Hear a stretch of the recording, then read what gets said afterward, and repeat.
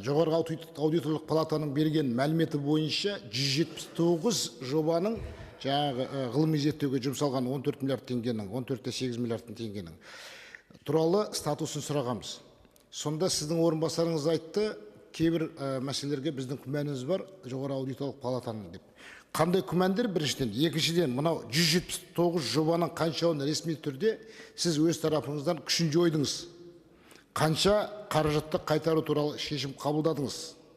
Екінші, бұл осы жобалардың жүзеге асқан кездегі мониторинг жасап отқан сіздің салалық комитеттің төрағасы, оның орындаушылары және сіздің бұрынғы қазіргі министрдің орынбасары азаматтар осының бәрін жіберіп қойып қайда қарап отқан, және сіздің тағы да айтып отқан мәселеңіз құқық қорғау органдарына жібердім деп отырсыз.